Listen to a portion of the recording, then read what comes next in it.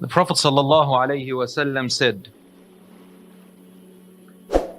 سَيَأْتِ زَمَانٌ عَلَى أُمَّتِي. There shall come a time upon my ummah, upon my nation, upon the people who follow me, upon the people who believe in me. They call themselves Muslims and believers. My ummah, when their prayers are not prayed correctly, and when high buildings spread in every place, when people swear in the name of Allah a lot about everything without fulfilling their oath, people curse each other a lot, bribery and adultery prevails, people neglect the hereafter in order to buy the luxuries of this world in exchange for the hereafter. So people become materialistic. The Prophet ﷺ said, فَإِذَا رَأَيْتَ ذَلِكَ فَالنَّجَاةَ النَّجَاةِ. If you see this happening in your time, then seek refuge, seek refuge. Find a solution to get away from all of this. It's not an easy solution, but you need to stay away from all this. In one other hadith, a man said, Ya Rasulullah, what is seeking refuge? How do I seek protection? What do you mean by that? And Rasul ﷺ gave an expression like this. He said, by adhering to your house and keeping your mouth shut and hold your tongue and hand from doing unlawful until death comes to you. There's going to come a time even worse than this one, brothers and sisters, where a person becomes so confused about what is happening in the world, so deluded by everything that they see and hear, that they're not going to know what to do and where to go and who to stand with, except to stay away from things, even if they mean sitting at home, abstaining from all of this, because there's not much they can do anymore.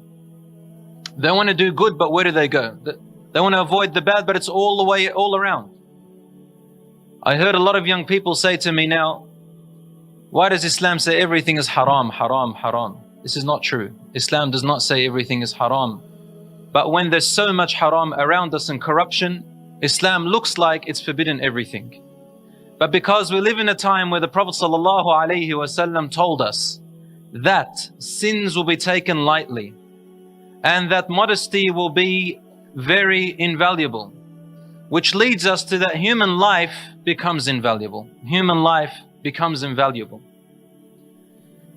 The hadith of the Prophet ﷺ, all these hadiths can be found in Sahih Muslim and Bukhari, Tirmidhi, and Abu Dawood. These are called the 6 books of hadith, Ibn Majah and Nisa'i. The Prophet ﷺ is telling us prayers are not prayed correctly. People pray without really meaning to pray anymore. Their 5 daily salat are done in a hurry, in a rush, with neglect. No importance is taken to them. If money comes in the way, the prayer is lost. The prayer is delayed. If a boy wants to meet a girl to chat her up and it's time for salat, he'll ignore the salat. If there is something of worldly benefit to them, the salat becomes the last thing on their mind. One brother said to me once, brother, I don't pray Jumu'ah because I work. I said, have you tried to seek time off? He said, no, because Islam says to me that I have to look after my family. The response to that is obvious. If it wasn't for Allah providing you with this family, you wouldn't have a family aslan in the beginning. When you turn away from Allah and become ungrateful to Him and rely on other than Allah subhanahu wa ta'ala, Allah describes this type of family like the family of the spider in the Quran. The family of the spider is very weak, it falls apart. It's not stable. Then he said, high buildings are spread everywhere. This hadith also comes in a different manner. When Jibreel alayhi salam once entered, he sat as a man. And Umar ibn al-Khattab radiyallahu anhu says, we saw this man enter one time. And the Prophet ﷺ was sitting with us in the masjid. And this man who entered, he had a very black beard with very black hair and a very white thawb, clothing. He did not look like he was traveling because you couldn't see any dust on his clothing, and none of us knew him. So who was this man? They didn't have aeroplanes in those days and cars to travel very quickly. And he sat to the Prophet ﷺ very respectfully. He asked him several questions. And the last of the questions he asked him was this: Mata as-sa'a? When is the last hour? And at every time he would say to him, you are truthful, you are truthful. They thought, how come he's asking him questions and saying that he is truthful when he's the questioner? And then he's telling him that you've said the truth, as though he is testing him. In the end he said, when is the last hour going to come? When's the world going to end? And he said, the questioner who is asking me, or the person you are asking, is no more knowledgeable about its hour, about its time than the questioner. Meaning you and I don't know. I don't know any better than you. So we asked him, what are its signs? Some of its signs when it comes close. And he mentioned two things, very important. أن تلد الأمة ربتها. When the mother, servant of Allah, is one meaning. It's probably the most likely meaning. When the mother gives birth to a daughter or son, and this daughter becomes like a boss, a master over her, as if her mother is her slave. In another hadith, Rasul ﷺ said, when the boy, he chooses his friend closer and distances his father away. This time never existed in their days. Even among the Christians and the Jews, this didn't exist. It was a time that was very unusual to the people. أن تلد الأمة ربتها, that the mother will give birth to her daughter who, when she grows up, she acts like she's the master and boss over her own mother and their parents, in other words. وترى العال رعاء الشاة يتطاولون في البنيان. And you will see the destitute, barefooted Bedouins who are sheep herders, or they are shepherds. They will be building very high towers in the sky, skyscrapers. Today we see this, many signs of this everywhere. The Bedouins are actually today in the Emirates, places like the Qatar. Now they're actually competing in this. يَتَطَاوَلُونَ فِي الْبُنْيَانِ means that they will be competing in making high towers. Who will make the higher tower than the other person? So materialism and technology becomes the main motive of people in competing for. But as for modesty, as for character, as for trust, as for family, as for worship of Allah subhanahu wa ta'ala, as for justice, as for leadership in justice, looking after people, as for the value of human life, of children, looking after the orphans, the poor, the needy, the destitute, all of this will be lost. No one will be thinking about it. What is happening to the world we live in? Rasul sallallahu alaihi wasallam tells us that they will curse a lot, la'an. And Rasul sallallahu alaihi wasallam said people will curse their own fathers. They said, Ya Rasulullah, who curses his own father? He said, there will come a time where people will curse, you will curse their father, and so they will curse your father in return. So what is the meaning of this? It means that people no longer value parenthood. People no longer value the relationships of people with others. They'll wipe them off, they'll curse them, they'll have hatred, and people only think about themselves. Rasul sallallahu alaihi wasallam tells us that bribery and adultery will prevail. Prevail. You know what prevail means? Yafsha. ويفشى الزنا والرشا أو الرشا أو الرشوة, which is bribery. Yafsha means to prevail, meaning it becomes the norm everywhere.